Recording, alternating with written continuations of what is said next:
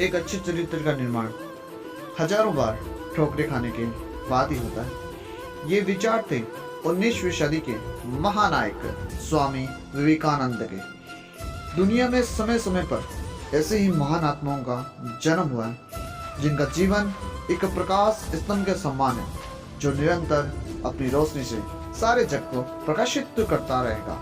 ऐसा ही प्रकाश पुंज थे महान कर्म योगी स्वामी विवेकानंद जी। नमस्कार साथियों, मैं anchor motivational speaker Saurabh Khandelwal आप सभी का मेरे YouTube चैनल एंकर एसके पर स्वागत, वेलकम, खैर मकतब करता हूँ।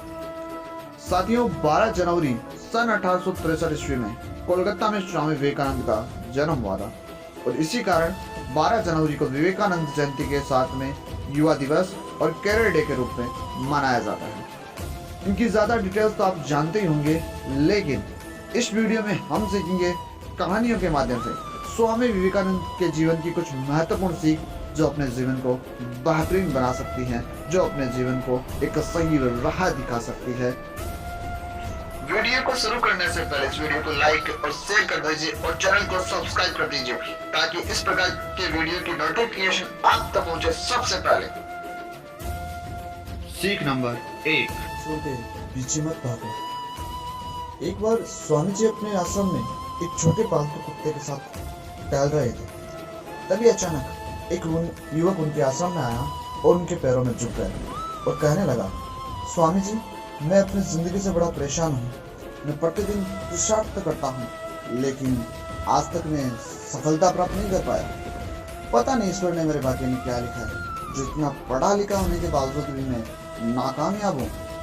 युवक की परेशानी को विवेकानंद जी तुरंत समझ गए। उन्होंने युवक से कहा, भाई, थोड़ा मेरे इस कुत्ते को कहीं दूर तक शेयर करा दो, उसके बाद मैं तुम्हारे प्रश्न का उत्तर दूंगा। उनकी इस बात पर युवक को थोड़ा अजीब लगा, लेकिन दोबारा उसने कोई प्रश्न नहीं किया और कुत्ते को दौड़ाते हुए आगे निकल पड़ा।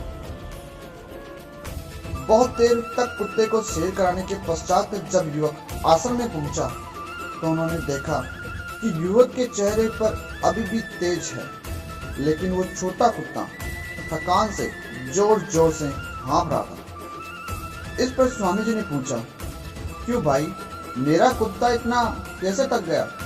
तुम तो बड़े शांत दिख रहे हो, क्या तुम्हें थकावट नहीं हुई?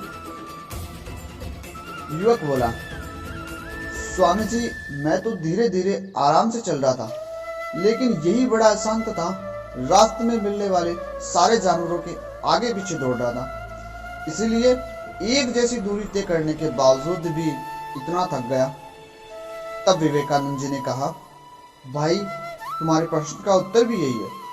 तुम्हारा लक्ष्य अगल बगल है, वो तुमसे कहीं दूर थोड़ी है, परंतु तुम अपने लक्ष्य का पीछा करना छोड़ अन्य लोगों के पीछे दौड़ते रहते हो और इस तरह तुम जिस चीज को पाना चाहते हो उससे दूर चले जाते हो। युवक उत्तर से संतुष्ट हो गया और अपनी गलती को सुधारने में लग गया। दोस्तों, क्या आपको नहीं लगता आज हम भी इसी कहानी से कुत्ते के समान दूसरों को फॉलो करने में लगे हुए? आपका मित्र फैशन डिजाइनर है तो आप भी वही बनना चाहते हैं, भले ही उसमें आपकी कोई रुचि हो या ना हो।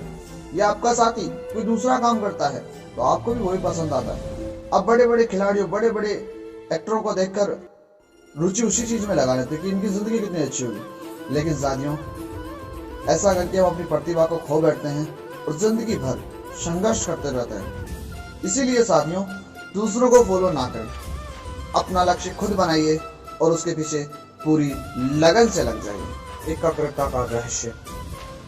स्वामी विवेकानंद और जर्मनी के संस्कृत भाषा के विद्वान प्रोफेसर पॉल डायसन संस्कृत साहित्य पर चर्चा कर रहे थे। किसी कारणवश प्रोफेसर साहब को उठकर बाहर जाना पड़ा। स्वामी जी पास पड़ी एक किताब उठाकर उसके पन्ने पलटने लगे। वह कविताओं का संकलन था। वो उसे पढ़ने में लीन हो गई। थोड़ी देर बाद प्रोफेसर डायसन अपना काम निपटा कर लौट आए, लेकिन स्वामी जी किताब पढ़ने में इस कदर खो गए कि डायसन के लौटने का उन्हें पता ही नहीं चला। कुछ देर बाद डायसन को लगा कि स्वामी जी जानबूझकर उन्हें नजरअंदाज कर रहे हैं। पूरी किताब पढ़ने के बाद जब स्वामी जी ने अपनी गर्दन ऊपर उठाई तो डायसन को सामने बैठकर इंतजार करता पाया। वो बोले, क्षमा कीजिएगा, मैं पढ़ रहा था, इसलिए आप कब आए इसका पता ही नहीं चला। स्वामी विवेकानंद द्वारा माफी मांगने के बावजूद डायसन के मन का मलाल खत्म नहीं हुआ। उन्हें यही लगता रहा कि स्वामी जी ने जानबूझकर उनकी अपेक्षा की। स्वामी विवेकानंद उनके मन का भाव जान गए। उन्हें दुख हुआ।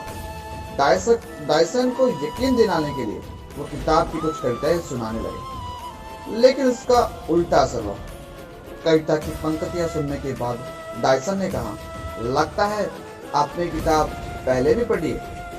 डायसन के इस तरह सोचने का कारण ये था कि 200 पन्नों वाली किताब कोई व्यक्ति इतने कम समय में नहीं पढ़ सकता। वो बोले, किताब की सारी कविताएं आधे घंटे में याद हो जाना मुमकिन है। इस पर स्वामी विवेकानंद ने कहा, मिस्टर डायसन, जीवन में सबसे महत्वपूर्ण है एकाग्रता। एकाग्रता जितनी अधिक होगी आपका समय उतना ही कम लगेगा या काम का परिणाम उतना ही ज्यादा होगा। जी हाँ साथियों, किसी भी काम को हम एकाग्रता के साथ करते हैं, अपना पूरा ध्यान फोकस उसी काम पे करते हैं, तो वो काम होता भी जल्दी है और हो भी आसान जाता है। तो अपने कामों को एकाग्रता के साथ कीजिए, अपना लक्ष्य के एकाग्रता के साथ पाने में लग जाइए, ताकि आपको जल्द ही आपकी मंजिल, आपकी मुकाम मिल सके। स्वामी विवेकानंद से मिलने वाली तीसरी सीख है डर का सामना।